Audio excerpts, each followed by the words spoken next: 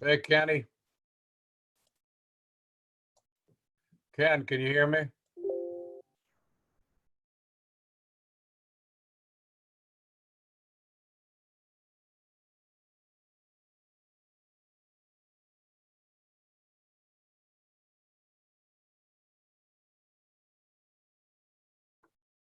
Ken.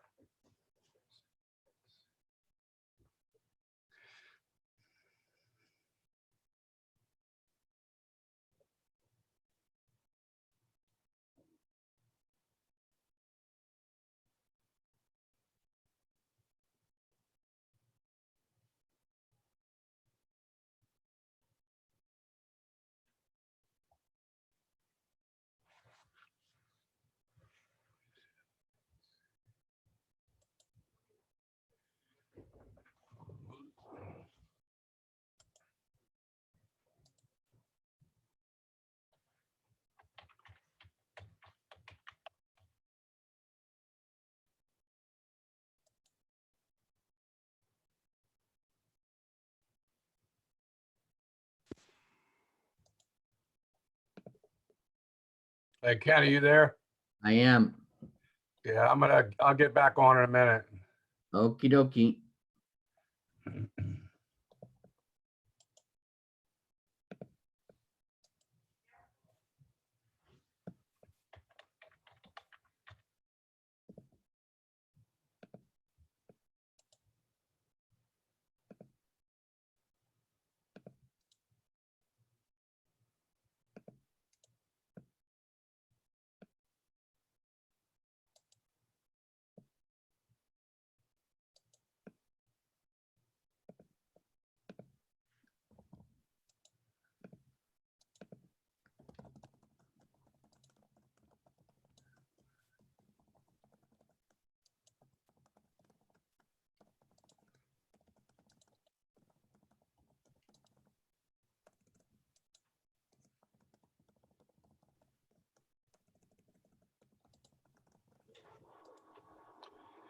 All right, can you see me?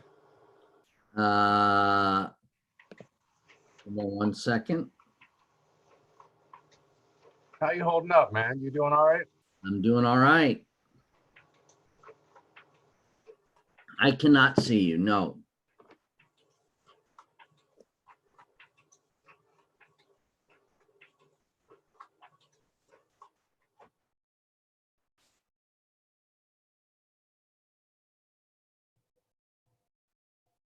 All right, I'm gonna come back in. Okie dokie. What I can do, hold on 1 second.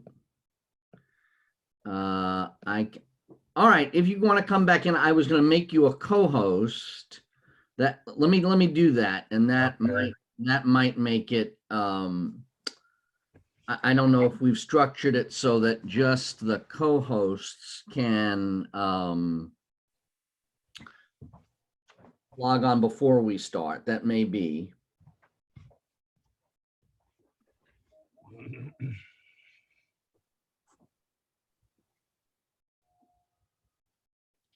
Kind of frustrating learning all this new technology. It's a new day, my friend. I suspect that's going to be the new normal. Yeah. I don't see you. No. All right, let me get off. I'll come back. Okay.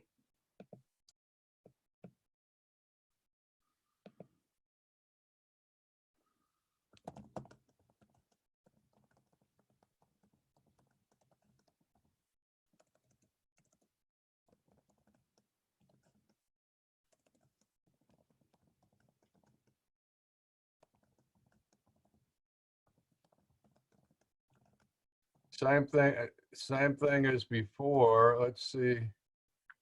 There you go. I see. Look at you. Nice. Nice.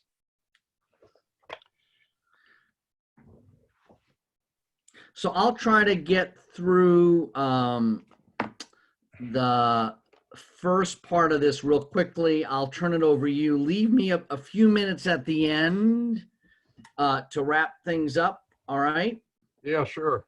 Do you, so it doesn't, do you have a preference, Skip? Would you prefer that either Kamori or I send you a message on text or on Zoom, letting you know where you're at time-wise? Oh, it doesn't matter. Yeah. Which do you prefer? Text is fine, or you could just say, Skip, in the last 5 minutes, are there any key points you'd like to discuss? You got it. You got it. And so, Skip, we've got a pretty big group today. Do you, the way we've done these is, we start at 9:30, we end at 10. Are you comfortable if people have additional questions to hang out for a few minutes after, or not so much? Yeah, sure. Okay. All right. Hey, Kamori. Hey, Hey, three things. Do you have Skip's cell phone number? I do. I believe. Hold on, I gotta check actually. Okay. Because he said, well, I think what he said was he would just prefer, I'll just tell him when we're, a few minutes left. So I do not have it. No reason to text him. Anything, Kamori, I think we're already recording. Yes, it shows we're recording. Yes. Yeah, I don't know. Anyway. Morning, Kamari. Good morning, Skip. Hey, how's your brother doing? He's doing good. I just talked to him this morning, actually. He's doing good. He had to go to work this morning. He's back on 20 days on. Cool. Tell him hi for me. I will. Where does he work? He works in oil and gas in West Virginia. I see. Yeehaw. He was almost a Green Bay Packer. I know, He almost. made the final cut. Is that right? Yeah, he's a terrific athlete. What position did he play? Outside linebacker, Outside. Great. Where did he go to college? West Virginia University. Gotcha. How comfortable is he to be back at work? He actually likes what he's doing. It's a little weird because he's married and he's got 2 kids and 1 on the way. So he works like 20 days on, like on site, and then he gets 10 days off at home. And they put the guys up in like little like hotels or like a house. I see. Wow. Wow. So Kamori, you'll give us like 10, 9, 8, when we're ready to go at 9:30, yes? Yes. Yeah, that's fine. That's great. Anything else, Kamori, you want to review with Skip? Skip, I assume you have the PowerPoint that Kayla sent us this morning. There was an updated version. I do. Okay, so you'll move the slides. So the first ones, I'll do, and I'll just say next slide. Yes. All right, we'll put them up there. Let me make sure I can move them from my computer. You should put them up there. Oh, I don't have them. Yes. Yeah. She said. I mean, I don't have all I did was print out a hard copy so I could read. I thought you were putting them up. Okay. All right. Okay. So you would prefer one of us to advance the slides? Is that what you're saying?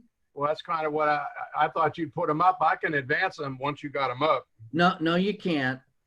No, not how it works, but okay. I can do it.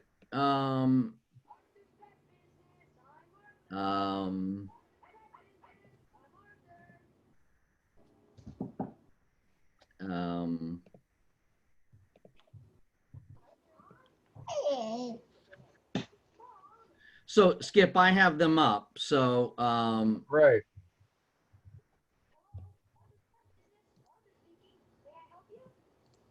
yeah. So if you want, I can advance them for you. Thank you. Yeah, happy to do it.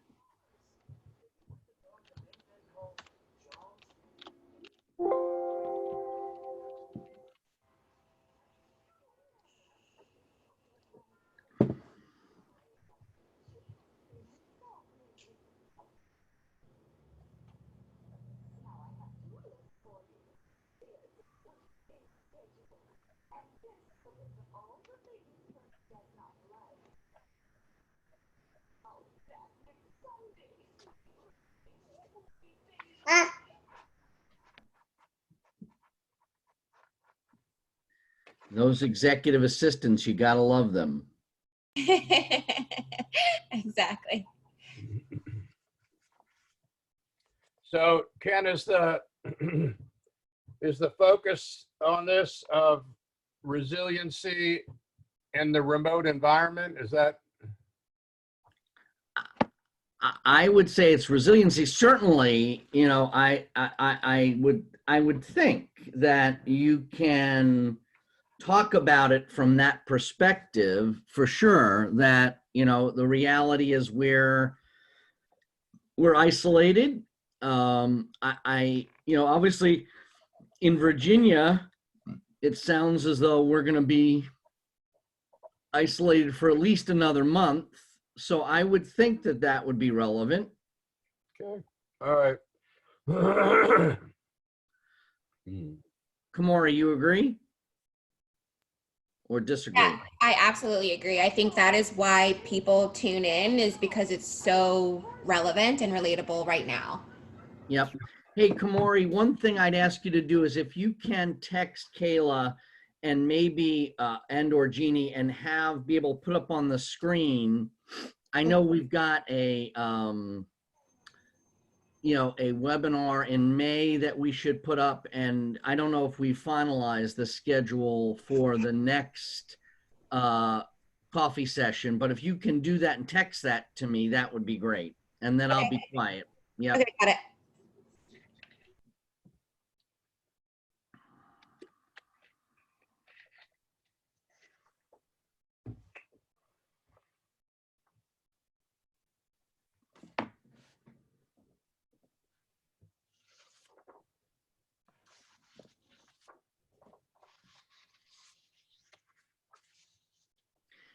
Hey, Skip. Yep. Do you want, I'm happy to do it. Do you want me to do this page about what resilience looks like, or do you want to take that? What Boxer's doing? No, that's not, no. It says what resilience looks like. Do you want me to do it, or do you want to do it? I'm happy to do it. Okay, Yeah. you got it.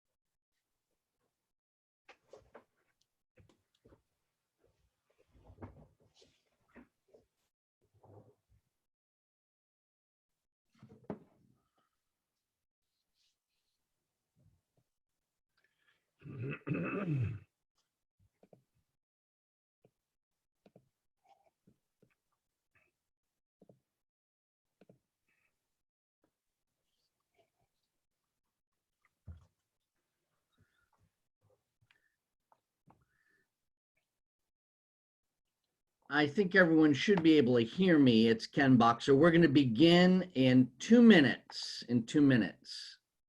So for those people who want to get a cup of coffee or whatever, we'll start promptly at 9:30 a.m.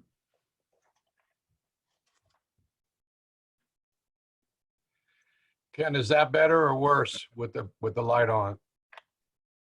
Better. Better with the light on? Okay.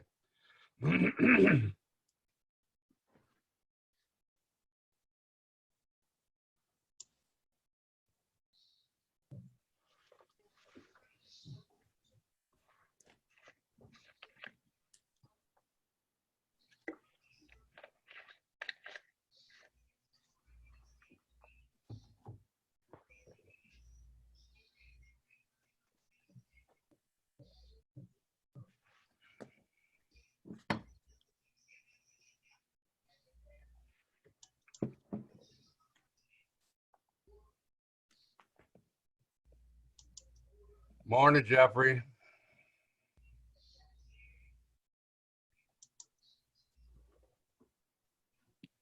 How are you, Mr. Pettit? Are How you doing, buddy? Healthy? Doing well, thank you. Good. We have a lot of work on our plate, don't we, with the Adobe Connect thing? We do. Oh my God. Just what you needed, my friend. Yep. I know. A whole new way of looking at presentation. Woo! 9:30. Right. Hey, Kamori, I think it's 9:30. Is that right? That's right. Okay, off we go. Good morning, everyone. Good morning. I hope that everyone's having a good morning.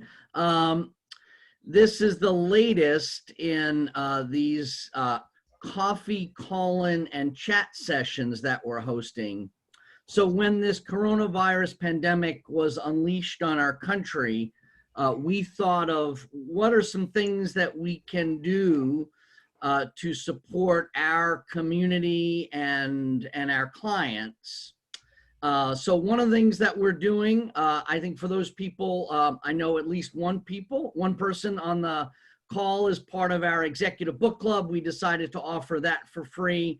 We decided to offer these coffee, call-in, and chat sessions, and they're designed to be very targeted training sessions. We've done them on working virtually, managing change, employee engagement. We did one on leveraging Zoom. And today we're doing a session on workplace resiliency. So as we're all staying at home, being resilient is more than moderately important. So with us today, we have a long-term colleague of mine, Skip Pettit. Skip has been in the training business for many years. He has his own successful consultancy. I'll let Skip say a couple words about himself, and then I'll continue with a couple of housekeeping details, and then I'll let him take it from there. Well, thank you, Ken. Good morning, everybody. Skip Pettit. I'm in Maryland, right outside the Washington, D.C. area. And I retired from the military in 1993 and started a company called International Training Consortium, excuse me, 27 years ago. So it's amazing how the time goes. And we do government work, and we do special projects for private industry. We're doing a project with a large American city to wrestle with the issue of diversity, inclusion, racism, things like that, equity. And so I've been working with Ken for a number of years. And so this is a collaboration that it has blossomed and continues. So thank you for the invitation, Ken. This is also timely because I'm almost done. We're about 75% done writing a new book with a colleague of mine, Dr. Lester Hoffman, and on basically resilience and success strategies for remote workers in this COVID-19 situation that we find ourselves in. So I welcome the questions. I welcome conversation during our short time together. So Ken, I'll turn it over to you for quick announcements. Or That's great. So what I'll do, so Skip, do you want to handle questions as we go, or would you like to have them at the end? What's your preference? Oh, I don't mind. We can have questions as we go. Sure. Gotcha. So I would say to people, I think I think it's best if everyone can mute themselves, and there should be on your scroll bar, there should be a way to mute yourself. And if you have a question, you can either unmute yourself, or for me, it's at the top of my scroll bar. It should say either chat or Q&A. And if you have questions for Skip, you can type them in. Some of you were typing in welcome this morning. A couple of housekeeping details. If people want a copy of the recording from today's session, I believe that we're saving all the recordings of these sessions on YouTube. So if you're interested in getting a recording of this session or one of the earlier ones, just send me an email and we'll send those out to you afterwards. Again, if you've got questions as we go, either chime in or type them in, and I'll try to monitor them as we go. And then I believe that we're going to send you all a quick email within 24 hours trying to get some feedback on this session. And so it would be helpful to us, and I think helpful to Skip, to hear what was particularly relevant. What did you get from the session? Third, are there some topics that you'd like to see us do coffee call and chat sessions going forward? A little bit about us. We've got sort of an interesting mix of clients and colleagues. The focus of our work here at Boxer Advisors is to deliver high-end consulting, coaching, training solutions.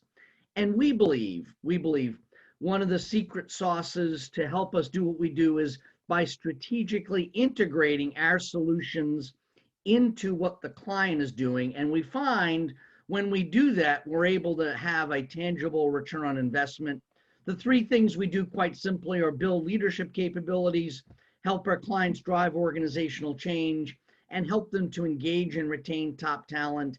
Obviously, those things are moderately important these days, and if we can be of any help to you and your organization, let me know. So again, the topic of today is resiliency, and I think, since we're all isolated and working from home, I think resiliency is a very relevant topic. So I'll let Skip take it from here. Thank you, Ken. So in terms of resiliency, we're going to look at 10 key components today and just have a quick discussion about them. And for purposes of this activity, resilience is the ability to recover from or adjust easily from misfortune or change, or in this case, COVID-19. As a training professional, we had been threatened for the last 20 years that the paradigm was changing and that there'll be no more on-site training, no more classroom training in the traditional sense, but it was all going to go online. And those of us in the business sort of, poo-pooed that, and for 20 years that was the case, but now all of a sudden the paradigm has arrived. And as Jeffrey intimated earlier, we're now learning to have to use different learning platforms, and different organizations have preferences for different products. And so there's been a huge learning curve that requires resiliency on the part of us to manage our stress and our technophobia, and to become aware of some of the cyber issues and threats that working remotely now presents that were not issues when we worked in a traditional workplace. So we're going to consider resiliency as the capacity of a strained body, which I would in this case say personal, ourselves, and the whole training consulting industry. I see that convulsing right now as a strained body as it goes through this paradigm shift to adapt to the new skills that are needed. So managing our stress, managing change, these are key components to managing adversity and stress. So what does a resilient person look like? It's someone who can address problems and challenges directly, not personalize them, not, oh, woe is me, run around, the sky is falling, but to say, okay, how can I make lemonade out of lemons? Or this is the situation that I have. Where are the opportunities in this? I find one of the things I really find interesting, and perhaps it speaks to my resilience, is that there are a number of different opportunities that are arising in today's situation.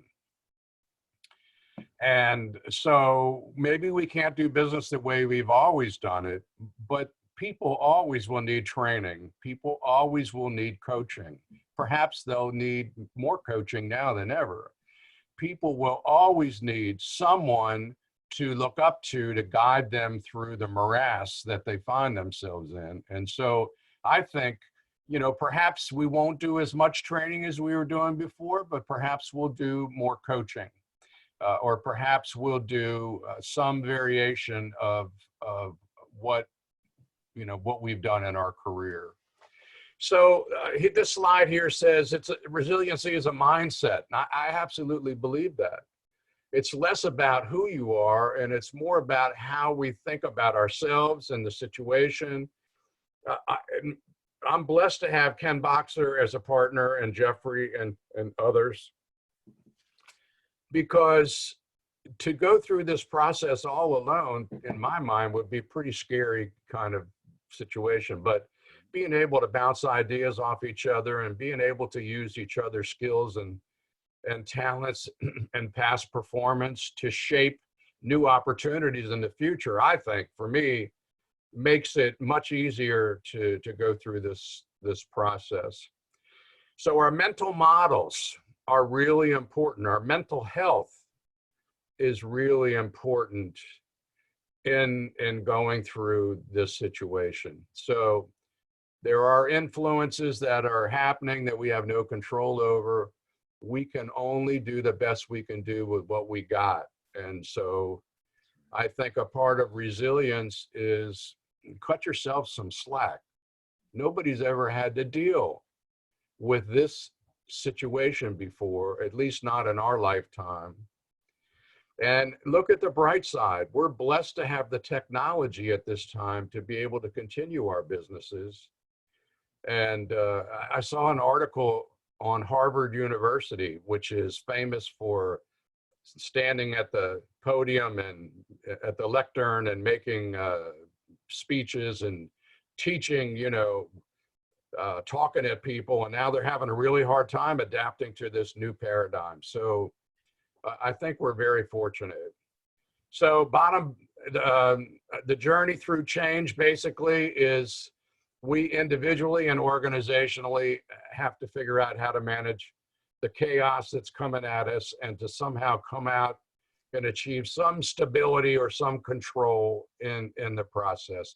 These are factors that this journey through change chart is from the Russells, and it looks at 4 different quadrants of this change process.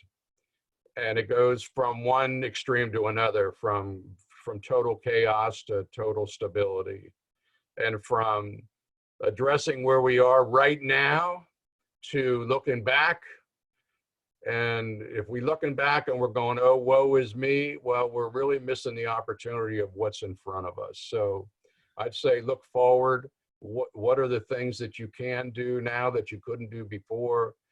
How can you help organizations like Ken was talking about? How can we help our organizations address these issues? Because they are freaking out too. They have no past performance in this, no experience, and they need us to guide them, which is a scary thought. That's good, Ken. You can advance that. Sorry about that. So next slide, please. Human nature says that we want to maintain control, and we want. For me, this is a really big issue. I pride myself in being competent, and nothing makes me angrier or frustrated more than all of a sudden I'm no longer competent. And so this change in technology for me in particular is very frustrating because I'm trained in mental health. I'm trained in psychology. I think like people think, and computers are counterintuitive. And if you don't think like a computer, then you're having challenge with this transition. And I find myself in that particular situation. So developing self-confidence and psychological health, all of a sudden that's damaged because the game has changed and nobody asked us to our permission to change it. So a sense of control and comfort and well-being for many people has been lost. I'm very fortunate. I have work which will carry me through this. So my staff and myself will have a job for the next few years. But there are many people who are wondering where their next meal's coming from. How are they going to pay rent? And so I think part of human nature is for us to reach back and help. I know, Ken, you're buying lunch for a local hospital for a shift, and I'm a disabled veteran, so I support veterans groups and other folks, small businesses in my community who are really hurting because they can't open their restaurants and things. So let's all do something, to help the world if we can. Next slide, please. And please, I'll entertain any questions that you might have. But so what enables us to be resilient? These are some questions for you to ponder. Reflect back in your life, and it could be right now, but a time in your life that you found particularly challenging, particularly stressful. And you might just list out what were the things that made this particularly challenging and stressful for you, and then take a look at how were you able to overcome that.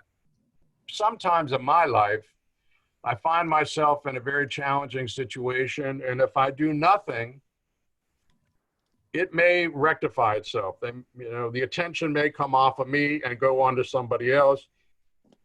But many times when I find myself in a really challenging or stressful situation, I have to make a choice. I have to move from where I am right now, the as is, to the should be or could be. And that's where fear steps in, and uncertainty and incompetence really challenges our ability and challenges our courage to make those kinds of bold steps, even though we don't know what the future holds for us. So I encourage you to reflect on that question. Also, another thing to do is to take stock of what are your capacities and capabilities right now. Yes, the game is changing, but what can we do to play a new role or identify a new need that is needed and step in to fill that need? That's one of the reasons why Lester and I are writing this new book, because there's lots of new books being written, but nobody's quite writing it the way we are. And we're hoping that it can be, if you remember Peter Senge's book years ago, you could just open it up in any page and read, and you could get some valuable information on OD as a broad process. Well, we're looking at our book as being the same way. You can turn to any page and there'll be tricks and tips and things that you can use to help you be more resilient, to help you address issues of working in a remote environment. So here's 10 strategies. I'd just like to run these by you. Establish a routine, number one. Establish a routine. For many people, they're finding themselves working at home for the first time, and it's off-putting. It's like, oh, this is great, man. Let me sleep. Hang on, I'll talk to this chart in a minute, Ken. Let me give these 10 quick points. Okay. So for those of us that are consultants, many times we work at home already, and we're fortunate we have an office.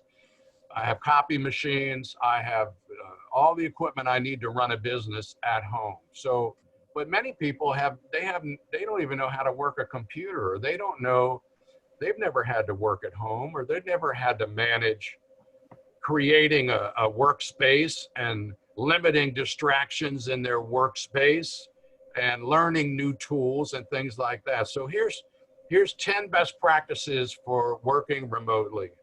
Establish a routine. Get up in the morning. Get dressed like you would go to work.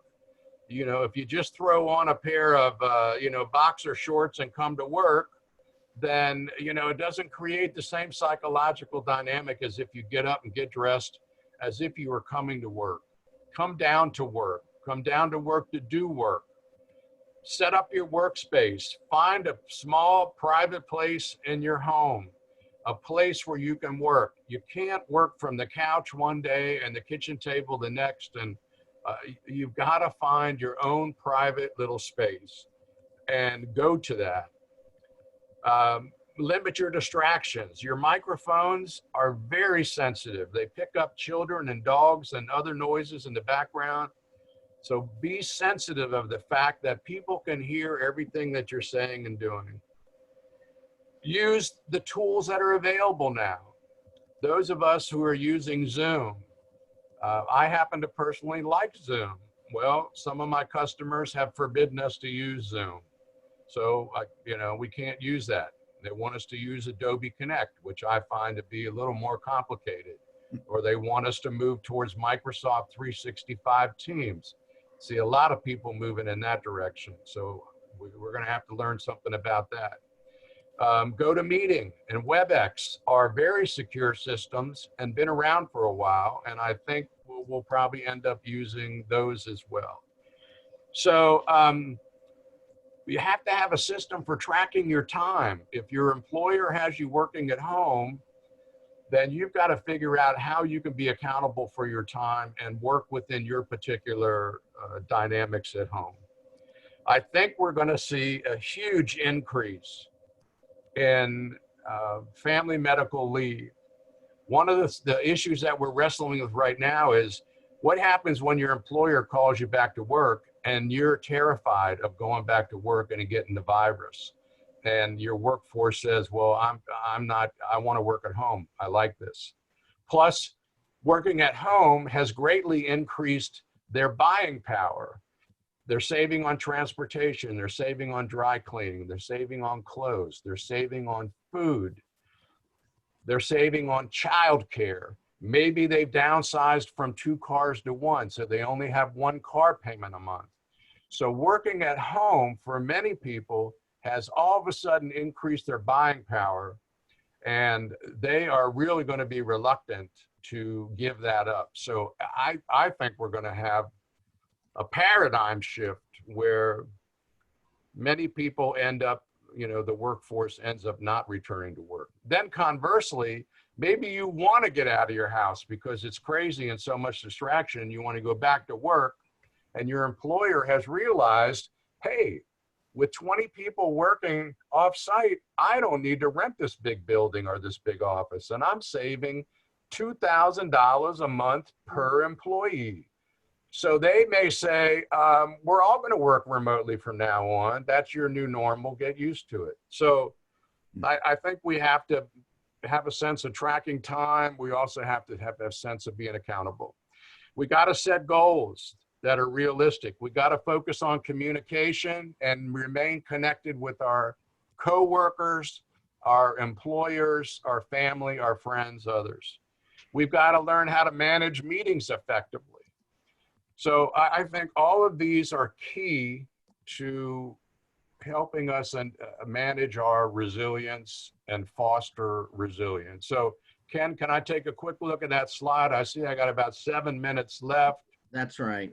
So what are some dimensions of resilience that come into play here? I think self-assurance is an obvious one, but we as consultants we're already pretty self-assured. We wouldn't be able to stand up in front of our customers and say and do what we do if there wasn't a very strong backbone grounded in self-assurance. So let's look at this 2 ways. Self-assurance, I think we have a lot of the chutzpah that it takes to stand up and be a consultant. But let's not kid ourselves. Let's not be assured that we have the skills that are going to be needed for the new game. And so I commend you for taking this webinar and other webinars, because there's too much to know and things are changing. It's shifting sand, changing so quickly that we've got to learn some new skills and morph into this new self-assured consultant that can manage the new norm. Flexibility, we got to be flexible. And as consultants, I think we are pretty flexible. We're good at solving problems. Many times we're better at solving problems for our customers than we are for ourselves. So, let's address what our issues are, our personal issues, and try to address them. I work at home with my wife and another another person. And so having a home-based business, which is already spread all over the house, requires that I also consider their needs as well. And so solving problems is going to be two-sided for us. Connection with people, connection with technology. Some of us live out in the country. We don't have very good connectivity. I have a partner that lives out in the woods in Colorado. And when we talk on the phone and we do conferences, it's constantly going in and out. So as professionals, we've got to make sure we have good connectivity. We got to have good personal vision and purpose. And again, as consultants and trainers, I think we do. We've got to be organized. One of my biggest challenges, I have notes telling me where my notes are. So if you are not organized and you can't find what you need and lay your hands on it quickly, then eventually that's going to get out of hand. So I surround myself with very organized people like Ken Boxer and my wife and others. Becca. Social competence. You've got 2 minutes, and then Skip. We talked this beforehand.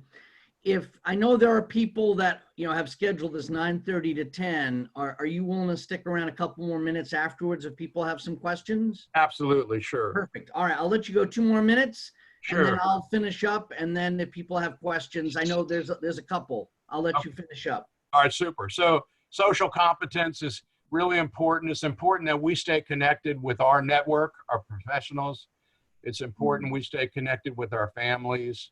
Yeah. And our friends, because it's a different situation. We're fortunate we have FaceTime and these new technologies that allow us to see each other and talk to each other. But social competence is important, and to be proactive. You've got to find the diamond in the rough.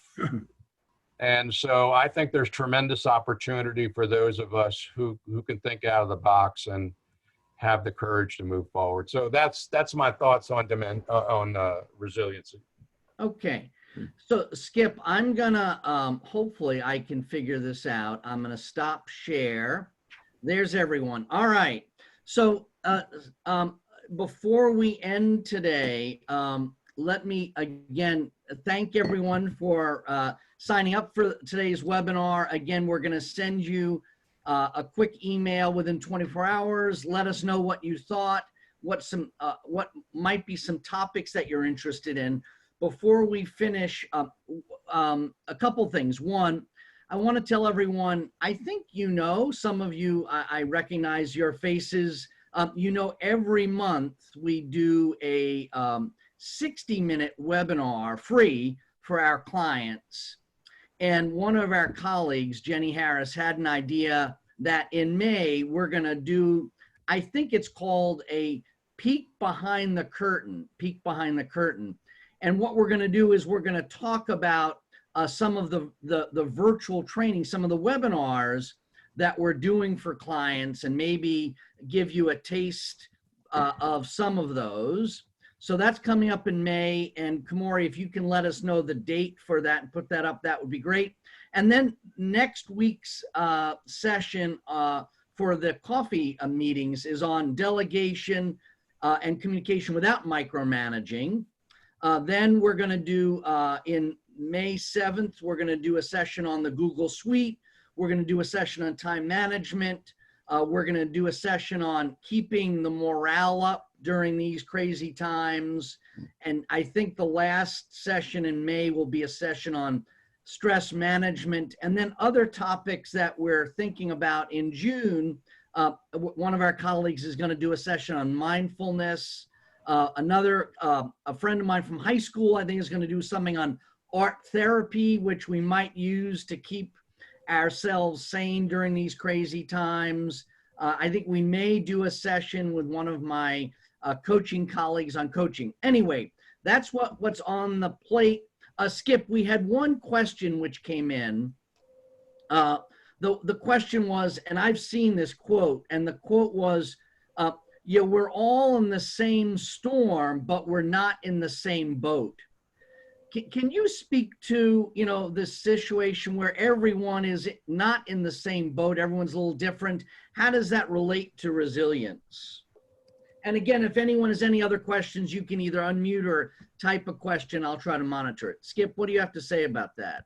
Well, I noticed that we have people calling in from all over the country, Vancouver and, you know, all over. So I think one component of that is those of us that live in different parts of the United States and Canada and elsewhere, we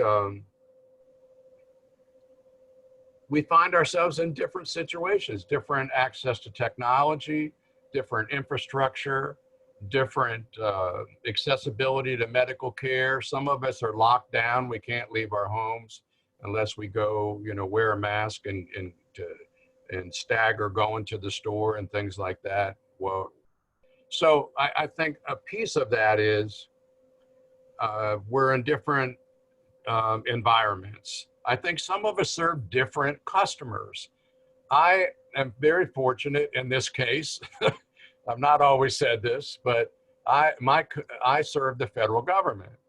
So when you get a contract in a time like this with the federal government, they continue to pay you because you're still working. So that, while they're very frustrating at times, that has been a blessing. So our customers, we have different customers. We may be in the same storm, but you know, we serve different customers.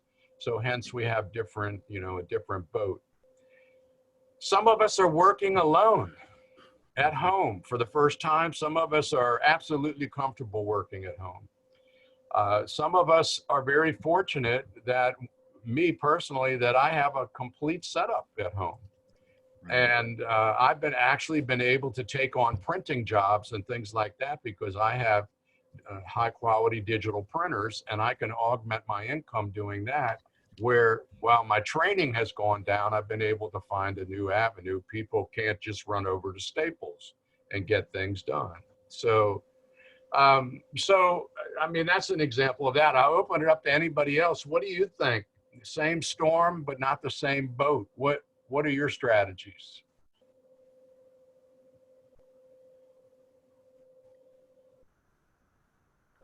If people have something, Skip, someone else had another question. If you were trying to be helpful to someone else who maybe was having a tough time, do you have, you know, a couple of suggestions as to what you can do to help build up the resilience of someone else? Well, an obvious one would be LinkedIn. If you belong to LinkedIn, which is a professional networking tool, it allows you to connect with others in your field. And then within that, there are subgroups who meet and wrestle with specific issues. So you might be able to tap into other professionals in your field, wrestling with the same issues, in the same boat that you're in, who would be open and amenable and perhaps even welcome communication with you to wrestle with some of these issues together. So that would be one thing. You know, there always is the therapy component to this. Isolation can be very obviously lonely and depressing. And if you sense that you are depressed and you don't want to get out of bed and you're sleeping too long and you're eating too much and you're reluctant to go outside during the day or do anything, then you likely are depressed. And perhaps a coaching, I've got a colleague who just ramped up a coaching school today. It just opened today.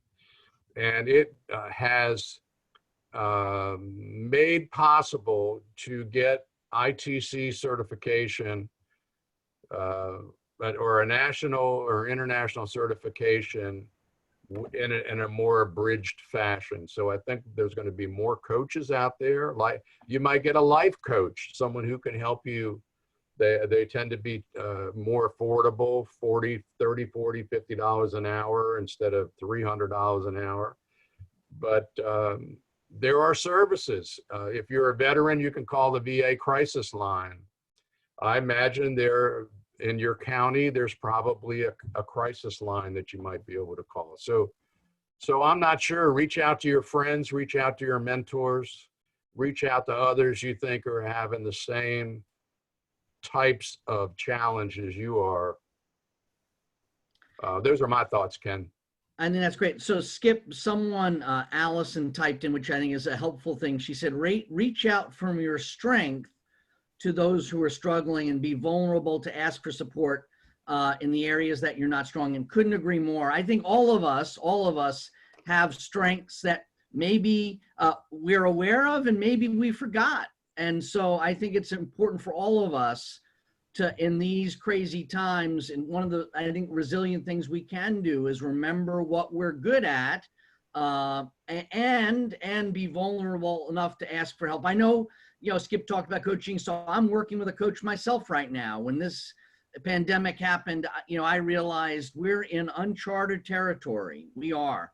And so, I know that the most important thing that I need to do is be able to steer the ship clearly and support my people. Again, the good news for us is, I've managed a virtual business for 24 years, but one of my colleagues, she's got 4 kids. Well, now they're all home from school. Her husband's working at home. Her workplace is very, very different than it was a month ago. So Skip, someone else said, be kind to yourself so that you can be kind to others. Open up your heart to understanding. What would you say about that in terms of the power of that in terms of being resilient? Well, thank you, first of all, Allison, for that question. That was great, or that statement. And so, again, everybody's different. If you're an extrovert, you draw your energy from people. If you're an introvert, working at home and curling up on the couch and reading a book and pulling away from people is the best thing that's happened to you in a long time. So different people handle this differently. So I would say recognize that many people are having a really hard time. I know my grandkids, I've got a little granddaughter who just doesn't understand why she can't come over and hug grandmom and grandpop, And I've got another granddaughter who's getting ready to go to college. She just missed her senior graduation, her prom. She's, getting ready to go to college, but they don't even know if the college is going to be open. And so there's a lot of people, old and young, who are wrestling with this situation and they have no frame of reference. So, have some compassion for folks. I'm fortunate. I'm plugged into a church community that's really strong. Perhaps you belong to an association, or you have high school friends or college friends or some other support system that you can tap into, so you're not all alone. That's great. I have a question. Yeah, please, Robert, go ahead. Yeah, Skip, there's 1 or 2 books out there on resilience already. People are writing articles all the time. And for me, they all seem to be slanted from one direction. What are your problems? What are your stressors? What negative slush are you in? And I'm trying to come at resilience from a more positive perspective. It's not negative slush. It's not problems. It's not stressors. It's challenges. Right. And the challenges exist in your flows, your rhythms, or your cadences.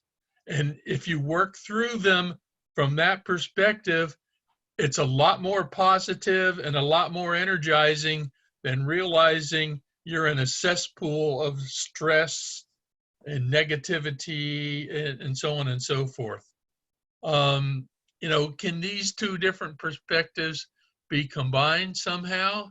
I mean, you did use the word challenges in one of your PowerPoints, and those 8 dimensions were positive, quote unquote, but people keep referring to the situations that require resilience from such a negative slush. Ooh, yuck. I don't want to fool with that. I agree with you. So, yeah, it's interesting to see some of the trends. What is one of the most popular online businesses now? Tai Chi and yoga and different mindfulness, different ways for people to come at problems from a different place. So I absolutely agree with you, Robert. And I think just like Lester and I are taking a different approach in the way we're writing our book, I think there's absolutely room for you to postulate a positive model, which is, look at change and challenge as a motivator. Instead of being complacent, it's forcing you, if you so choose. You can pull away and shut down, but if you rise to the challenge, then it's going to be those positive things that you just said that are going to allow you to honestly assess the situation and then come up with what is the right creative way for you to move forward. I know Ken is coming up with a couple of new initiatives in the way he's focusing on 3 primary things in the next 6 to 12 months. I'm working on other things, and some are in the training and consulting realm, some are outside of the training and consulting realm. But I think there's opportunity here for all of us. We just have to recognize it's going to take a different skill set. What got you? I mean, I've been told this, and I teach this. The skills that got you here are most likely not the skills that are going to get you to the next point. So, Robert, I'm absolutely in agreement with you. So write your article. That's great. Okay, thank you. Well, I wrote a blog a couple years ago which tiptoed around this, but you're right. It's time to reframe or combine frames, something. If I had time and interest, I'd go get a doctorate in positive psychology, because I think we need more positive psychology than we seem to have out there these days. I agree. That's great. Hey, Skip, as we try to wrap up the session, why don't you give us, what are some, just a refresher, what are some 3 things, maybe 3 takeaways that all of us can take from, your perspective on how to be resilient in these isolating times? Sure. So here's 5 points you might want to keep in mind. Number 1, resilient people don't let anxiety and doubts overwhelm them. So a resilient person does not let anxiety and doubts overwhelm them. It's crucial to have a sense of humor. So have a sense of humor and realistic optimism. That goes in line with, Robert, what you're talking about. Under stress, have a sense of humor and realistic optimism, even though you're under stress.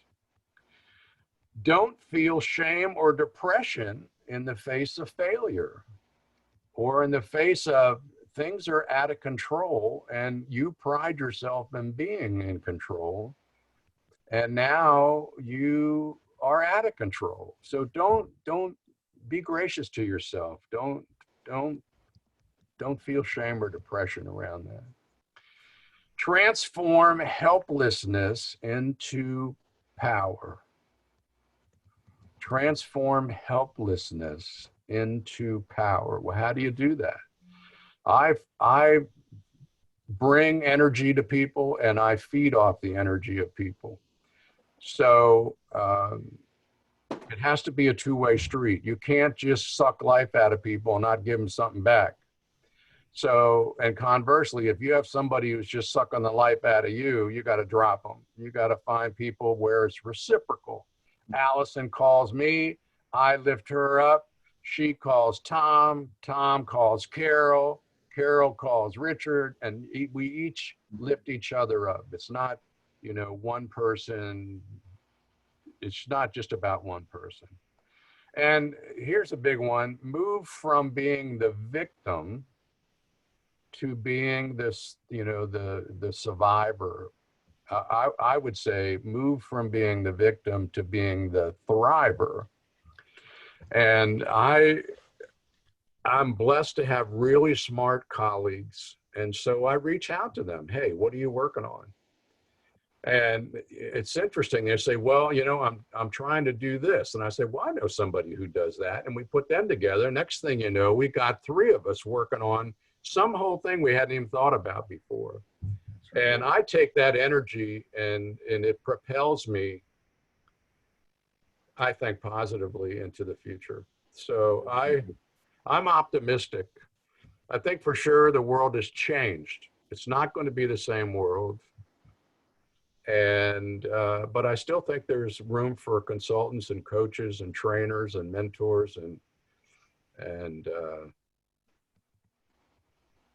people who can share the wisdom that they've learned through the years. That's right. Well, you certainly have shared some wisdom with us today, Skip. Thank you so much. Thanks for everyone for joining us today. We'll look forward to seeing some of you next Thursday. And again, if when you get the email, if you have any feedback for us on today's session, any thoughts about topics that you'd like to see us offer in the future, let us know. Skip, this was great. Thank you so much. A real treat. Hey, Carol. Thanks, everyone. All right. Bye now. All right. Hey, Celeste, thank you so much for calling in. Tom, good seeing you, buddy. Thanks. Bye now. Richard, Robert, I loved your idea, man.